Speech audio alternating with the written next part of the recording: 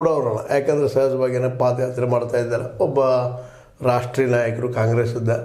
ಹೀಗಾಗಿ ಅವ್ರು ಹೋದ್ರೆ ಮಂದಿ ಕೂಡೋದು ಸಹಜ. ಆದರೆ ಮಂದಿ ಕೊಡ್ತಾ ಇದ್ದಾರೆ, ಅದರಿಂದ ಶಾಂತಿ ಭಂಗ ಆಗ್ತದೆ, ಹಾಗೆ ಹೀಗೆ ಅಂತೇಳಿ ಕಾರಣಗಳು ಕೊಟ್ಟ ಅವ್ರನ್ನ ತಡೆಯೋ ಪ್ರಯತ್ನ ಮಾಡ್ತಾ ಇದ್ದಾರೆ. ಮತ್ತು ಈಗಾಗಲೇ ಶಂಕರದೇವನ ಗುಡಿಯಲ್ಲೂ ಸಹಿತ ಒಳಗೆ ಎಂಟ್ರಿ ಕೊಡಿಸಿಕೊಟ್ಟಿಲ್ಲ. ಅದಕ್ಕಾಗಿ ನೂರಾರು ರೀತಿಯಾದಂಥ ಕಾರಣಗಳನ್ನ ಹುಡುಕ್ತಾ ಇದ್ದಾರೆ ಎಲ್ಲರೂ. ಇಲ್ಲ ಅವತ್ತು ಮೋದಿಜಿಯವ್ರ ಗುಡಿಯೊಳಗೆ ಹೋಗಿ, ರಾಮ ಮಂದಿರದಲ್ಲಿ ಹೋಗಿ ಪೂಜೆ ಮಾಡುವವರೆಗೆ ಯಾರನ್ನು ಬಿಡಬಾರದು ಅಂತೇಳಿ ಮೇಲೆ ಸಂದೇಶ ಬಂದಿತ್ತು ಅಂತ ಕೆಲವರು ಹೇಳ್ತಾ ಇದ್ದಾರೆ. ಅದರಲ್ಲೂ ಕಾಂಗ್ರೆಸ್ ಫಾಲೋವರ್ಸ್ಗಳು ಅಥವಾ ಕಾಂಗ್ರೆಸ್ಸಿಗರು ಹೇಳ್ತಾ ಇದ್ದಾರೆ. ಇನ್ನು ಇಲ್ಲಪ್ಪ ಅಲ್ಲೆಲ್ಲ ಪರ್ಮಿಷನ್ ಕೊಟ್ಟು ಯಾಕೆ ಕೆಲಸ ಮಾಡಿದರು ಅನ್ನೋದಕ್ಕೆ ಅನೇಕ ರೀತಿ ಕಾರಣಗಳನ್ನ, ಅದೇ ರೀತಿಯಲ್ಲಿ ಸೈನಿಕರಾಗಿರ್ಬೋದು ಅಥವಾ ಪೊಲೀಸರಾಗಿರ್ಬೋದು, ಇಲ್ಲ ನೀವು ಇನ್ನೂ ಸ್ವಲ್ಪ ಟೈಮ್ ಬಿಟ್ಟು ನಾವು ಕೊಡ್ತೀವಿ ಅನ್ನೋ ಮಾತಾಗಿರ್ಬೋದು, ಏನೋ ಆಯಿತು. ಬಟ್ ಅದರ ನಂತರ ಅದು ಪ್ರತಿಭಟನೆ ಆಯಿತು, ಮತ್ತೇನೋ ಆಯಿತು. ಅದು ಶಾಂತ ರೂಪದಲ್ಲಿ ಆಯಿತು ಅಂತ ಗಾಂಧೀಜಿಯವರ ಭಜನೆ ಹೇಳ್ತಾ ಅವತ್ತು ವಿರೋಧ ಮಾಡಿದರು.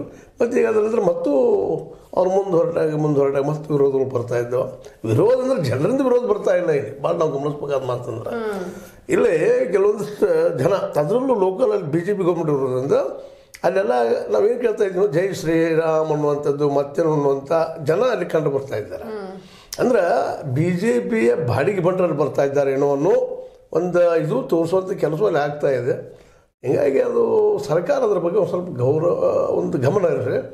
ಗೌರವಯುತವಾಗಿ ಅವರಲ್ಲಿ ಅವರು ಏನು ಮಾಡ್ತಿದ್ರು ಹೊರಟಿದ್ದಾರೆ ಅವರು ಅನ್ಬೋದು. ಮತ್ತು ನೋಡ್ರಿ, ವಿರೋಧ ಪಕ್ಷದವ್ರಂದ ತಕ್ಷಣ ಆಡಳಿತಾರೂಢ ಪಕ್ಷದವ್ರಿಗೆ ಭ್ರಷ್ಟರು, ಆಡಳಿತದ ವಿರೋಧಿಗಳು ಹಿಂದೆಲ್ಲ ಮಾತಾಡೋದು ಸಾಮಾನ್ಯ ಎಲ್ಲ ಕಡೆ. ಆ ರೀತಿಯೆಲ್ಲ ಮಾತಾಡಿರ್ಬೋದು, ಬೇಡ ಭ್ರಷ್ಟರು ಇದ್ದರೂ ಇರ್ಬೋದು.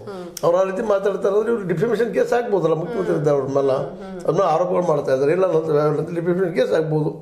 ಅದಕ್ಕೆ ಅವ್ರು ಏನು ಉತ್ತರ ಕೊಡ್ತಾರೆ. ಅದೆಲ್ಲ ಬಿಟ್ಟುಕೊಟ್ಟು ಯಾರೋ ಒಂದು ಜನರನ್ನ ಬಿಟ್ಟ ಅಥವಾ BJP ಫಾಲೋವರ್ಸ್ನ ಬಿಟ್ಟ ತಡೆಯೋಕೆ ಪ್ರಯತ್ನ ಮಾಡೋದು ಮಾತ್ರ ಇದು ಪ್ರಜಾಪ್ರಭುತ್ವ ವಿರೋಧಿ ಅನ್ನೋದು ಎರಡು ಮಾತಿಲ್ಲ.